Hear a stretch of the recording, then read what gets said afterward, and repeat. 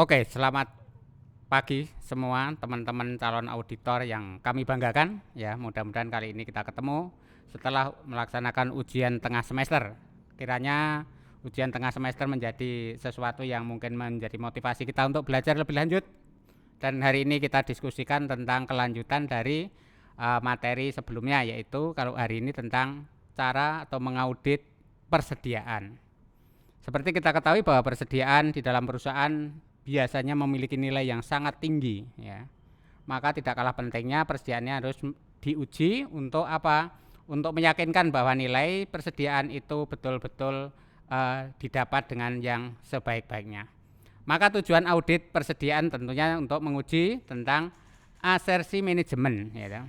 Apa sih asersi manajemen? Nah, kita kembali lagi selalu ingat asersi manajemen, yaitu pernyataan manajemen. Pertanyaan pengelola tentang apa? Tentang laporan keuangan, khususnya ini adalah saldo persediaan. Itu teman-teman semua ya.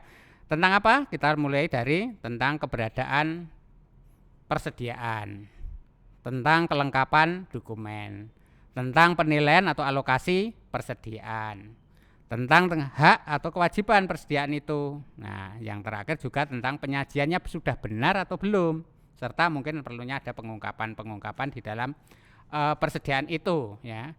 Maka cara mengujinya bagaimana? Nah, tentunya akan kita lakukan beberapa tahapan, yaitu melalui dari beberapa prosedur ya.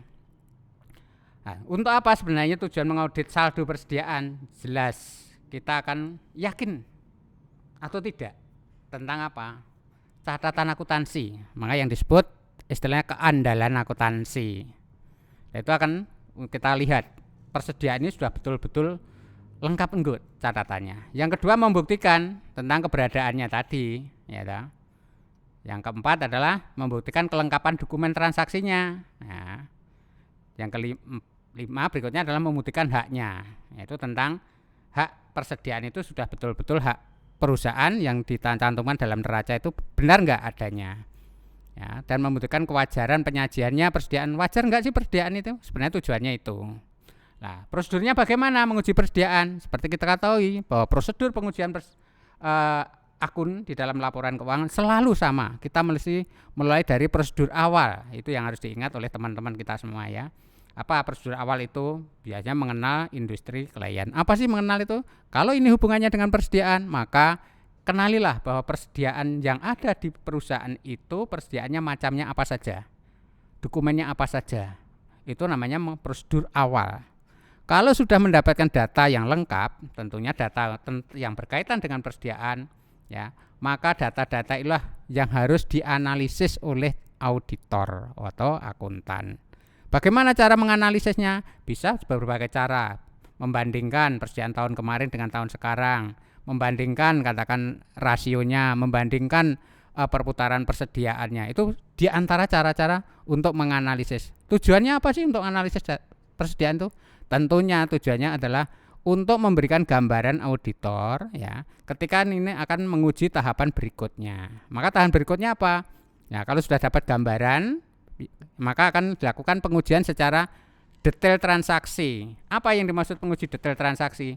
Dari gambaran-gambaran itu tentunya saldo laporan keuangan, khususnya di saldo persediaan, maka diuji ke buku besar.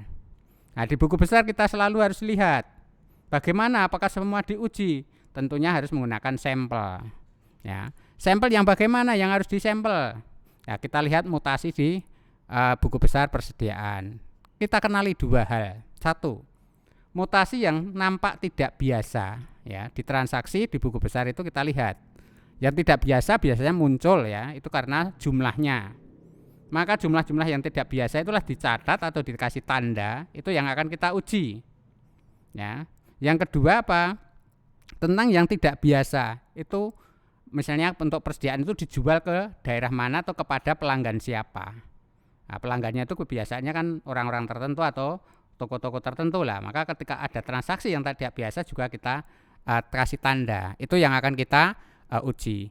Caranya bagaimana untuk menguji itu? Yang sudah dikasih tanda itu kita buktikan tanggal berapa ya, yang nampak tidak biasa itu kita telusur ke jurnalnya. Jurnalnya sesuai tanggalnya itu, cocok atau tidak? ada atau tidak. Ketika didapat jurnalnya ada dan lengkap dan benar, maka auditor akan menelusur kepada apa? Dokumen transaksi. Ini yang disebut transaksi rinci. Kalau persediaan dokumennya apa sih? Ya, tentunya ada kartu gudang, ya, ada faktur pembelian. Nah, ini yang mendukung tentang catatan-catatan persediaan. Kita uji ke situ. Nah, persediaan masuk, persediaan keluar. Nah, ini tentunya akan kita uji ke situ. Nah, disitulah kemungkinan akan terjadi tadi barang masuk dan keluar. Maka sisa persediaan itulah benar atau tidak adanya. Ini tahapan tentang pengujian secara rinci terhadap persediaan. Jadi teman-teman sebagai auditor paling tidak kita sudah paham kalau kita bicara mengaudit persediaan, oke, saldo awalnya dibuktikan, oh cocok. Maka kita telusur ya dari buku besar itu mutasinya.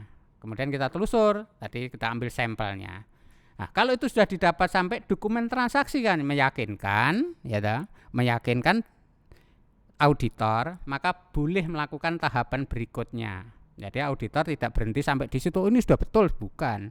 Tapi harus menguji saldo akun secara rinci atas persediaan. Apa maknanya?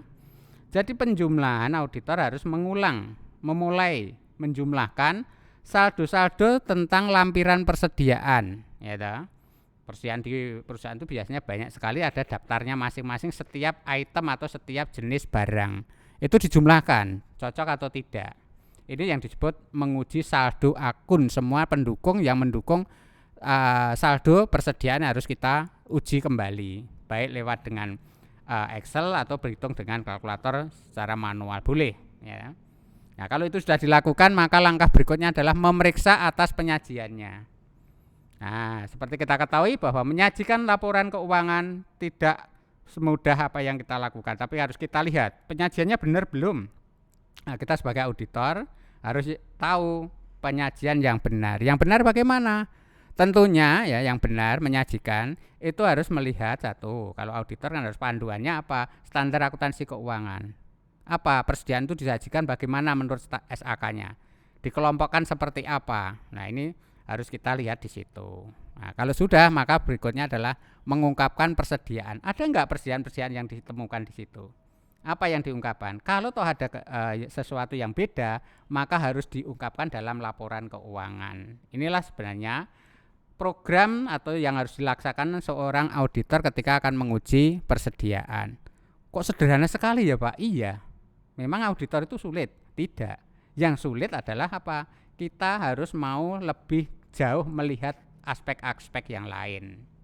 Itu beberapa prosedur yang dilakukan untuk melihat di situ. Jadi kalau kita lihat di situ tadi, mengukur, menganalisis banyak itu. Jadi kalau tadi saya tampilkan, analisis membandingkan, iya, ya dah. Bisa saja perubahan-perubahan tentang persediaan kita bandingkan. Bisa saja misalnya rasionya kita bandingkan. Bisa saja tentang apa perputaran kita bandingkan, banyak sekali itu. Ya, ini tentang menguji persediaan. Lantas apa yang harus kita perhatikan? Ya, kita harus memperhatikan ketika akan menguji persediaan maka di batas atau yang disebut pisah batas transaksi. Apa yang disebut cut off-nya? Ya, di akhir periode biasanya itu terjadi pembelian dan penjualan. Ini bisa mempengaruhi nilai persediaan. Nah, kita harus buktikan benarkah di akhir periode ada transaksi pembelian yang belum dicatat atau ada transaksi pembelian yang sebenarnya tidak dicatat pada periode itu. Nah, itu kita lihat. Itu yang namanya kita menguji persediaan pada akhir periode. Nah, hal-hal yang lain saya kira ya untuk menguji persediaan perlu kita simulasikan bisa saja beberapa hal persediaan. Tentunya teman-teman auditor kalau bicara persediaan maka harus kita lihat misalnya bagaimana misalnya kita ngitung harga pokoknya, ya paham nggak harga pokok persediaan? Tentunya paham ya. Bagaimana menghitung harga pokok untuk membuktikan persediaannya benar atau tidak. Ya harga pokok tentu ada pembelian, ya ada persediaan awal ditambah pembelian. Kalau metodenya fisik ada persediaan akhir, lah itulah harga pokoknya. Ya beberapa yang harus kita lakukan di situ. Saya kira itu untuk ya kita diskusi persediaan. Mudah-mudahan dalam gambaran-gambaran persediaan nanti ada case-case tertentu yang kita bisa diskusikan. Dari itu saya kira itu untuk membahas persediaan. Mungkin kita akan lanjut dengan tema yang lain. Terima kasih. Assalamualaikum warahmatullahi wabarakatuh.